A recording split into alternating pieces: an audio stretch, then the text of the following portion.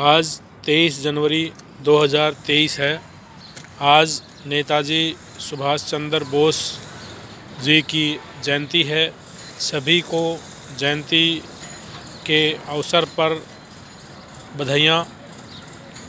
आप सबको मालूम है कि नेताजी ने भारत के अंदर जो स्वतंत्रता संग्राम है उसमें महत्वपूर्ण योगदान दिया है और अंग्रेज़ों को भारत से भगाने में उन्होंने बहुत बड़ी भूमिका निभाई। उन्होंने अपने काल में यहाँ पर बहुत सामाजिक और राजनीतिक कार्य किए। उन्होंने फॉरवर्ड दल की स्थापना की, आज़ाद हिंद फौज की स्थापना की। जिस विचारधारा से नेताजी संबंध रखते थे वो विचारधारा लेफ्टिस्ट विचारधारा लगती है, जिसके अंदर ये होता है कि जो स्टेटस क्वो है उसको बदला जाए और उसके स्थान पर जो स्टेटस क्वोइस्ट है उसको बदल करके वहाँ पर दूसरी व्यवस्था को स्थापित किया जाए। ये नेताजी की विचारधारा का मूल सिद्धांत था। लेकिन नेताजी के जीवन में जो दूसरे जो राइटिस्ट जो लोग थे, जो बदलाव नहीं चाहते थे, उन लोगों ने उनको पसंद नहीं किया। नेताजी कांग्रेस पार्टी में रहे और उसके वे उसमें उनके अधिवेशनों में जीते थे और ये गांधी जी को पसंद नहीं था। गांधी जी के न चाहते हुए भी नेताजी जो है कांग्रेस पार्टी के अधिवेशन में जीते और जो नेताजी की विचारधारा जो फैलनी चाहिए थी वो आज तक नहीं फैली।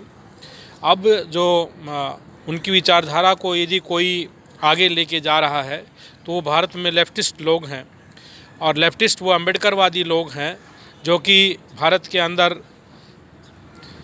प्रत्येक व्यक्ति को उनके अधिकारों के प्रति जागरूक कर रहे हैं, उनके अधिकार दिलाने की कोशिश कर रहे हैं और यहाँ पर जो स्टेटस क्वोइस्ट लोग हैं उनके खिलाफ में लड़ रहे हैं। और इसमें भारत के मूल निवासी जो बहुजन जो लोग हैं वो लड़ रहे हैं। लेकिन जिन साजिशों के कारण से नेताजी को यहाँ शहीद होना पड़ा और उनकी एक रहस्यपूर्ण मौत हुई, उन्हीं लोगों के कारण से और उन्हीं परिस्थितियों से आज भारत जूझ रहा है। आज भारत में जो राजतंत्र जो है वो जो है लोकतंत्र को स्थापित नहीं होने दे रहा। आज भारत के अंदर बहुत सारे लोग कहते हैं कि यहाँ पर लोकतंत्र है, लेकिन यहाँ भारत में लोकतंत्र नहीं है, यहाँ राजतंत्र है। और यही कारण है यहाँ पर कि अभी परसों ही भारत का जो चुनाव आयोग है उसने बताया कि 30 करोड़ मतदाता भारत की सूची से गायब हैं और यहाँ जो दूसरे जो चीज़ें हैं यहाँ नहीं हो पा रही हैं। यहाँ लोकतांत्रिक ढंग से जो शासन प्रशासन जो चलना चाहिए वो नहीं चल रहा है और जो लोकतंत्र होना चाहिए जिससे वो आज नहीं हो पा रहा है। और यही कारण है कि आज भारत के अंदर यहाँ सभी को समान शिक्षा, सभी को रोज़गार और सभी को जो स्वास्थ्य और जो दूसरी जो लोकतांत्रिक सुविधाएं हैं मिलनी चाहिए वो नहीं मिल रही। और आज भेदभाव बड़े चरम सीमा पर है। जो भेदभाव यहाँ पर नेताजी समाप्त करना चाहते थे वो भेदभाव यहाँ समाप्त नहीं हुआ। सामाजिक भेदभाव आप बढ़ गया है और ये जो इस तरह का जो भगवानी और देवताई जो चीज़ें हैं उनको यहाँ ला कर के इन सब चीज़ों को बढ़ाया गया है और यहाँ लोकतंत्र को समाप्त किया गया है।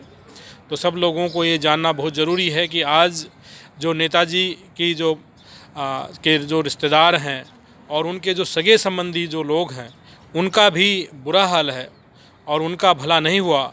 और जो सब लोगों को समान शिक्षा और समान स्वास्थ्य, समान अवसर प्राप्त होने चाहिए जो संविधान में हैं जो संविधान में दिए हुए हैं वो सब नहीं हुआ, तो आज भी ऐसा लगता है कि भारत आज़ाद नहीं हुआ है और भारत के अंदर ये गुलामी का जो दौर है वो अभी भी चल रहा है। और यही कारण है कि जो चुटकी भर जो विदेशी आर्य जो लोग हैं वो शासन सत्ता में यहाँ पर बेईमानियाँ और हेरा फेरी से फिर से आ जाते हैं। और यहाँ पर जो बहुजन लोग हैं, मूल निवासी जो लोग हैं, जो इस देश के वंचित लोग हैं, वो सभी समाजों के अंदर हैं, वो हाशिए पर हैं और उनके खिलाफ़ में साजिश होती है और उनको यहाँ पर भी बांटे रखने का जो काम है वो आर्य जो लोग कर रहे हैं। तो यहाँ ज़रूरी है कि सब लोगों को आगे आएँ एवं लोकतंत्र को बहाल करें। यहाँ पर सब लोगों का जो वोट है वो यहाँ सब लोगों का वोट बने और वोट पड़े। बड़े अचंभे की बात है कि 75 साल की आज़ादी के बाद भी यहाँ वोट तक का अधिकार नहीं मिला है।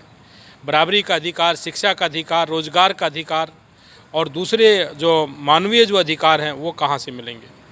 हम देखते हैं कि भारत की राजधानी दिल्ली के अंदर जब यहाँ सब लोगों को पढ़ने लिखने नहीं दिया जाता है, यहाँ की सरकारें लिस्ट निकालती हैं कि 90% 95% कट ऑफ फलाना कॉलेज की गई है, फलां कॉलेज की कट ऑफ इतना गई है, और वही लोग पढ़ सकते हैं जिनके 95% से ज़्यादा नंबर आएंगे। तो जब देश की राजधानी दिल्ली का ये हाल है तो शिक्षा का क्या हाल होगा पूरे देश के अंदर, ये हम जान सकते हैं।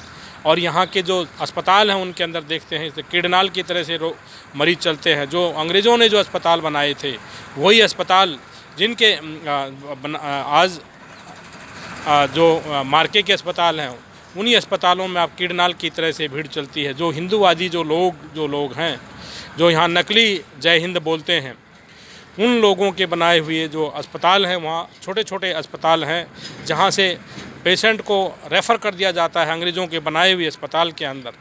और यहाँ दूर दराज के जो इलाके हैं उनके अंदर स्वास्थ्य नाम की कोई चीज़ नहीं है। तो ये सब चीज़ें हैं कि भारत को आज़ाद हुए 75 साल हो गए हैं, लेकिन आज भी भारत के अंदर जो व्यवस्था, जो राष्ट्र भक्त और देशभक्त जो लोग चाहते थे वो व्यवस्था स्थापित नहीं हो सकी है।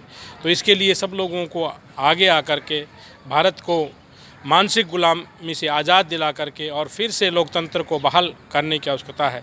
इसके साथ सबको जय भीम, जय भारत, नमो बुद्धाय, खुदा हाफिज़। मैं डॉक्टर R.K. चमार, सोशल एक्टिविस्ट, दिल्ली।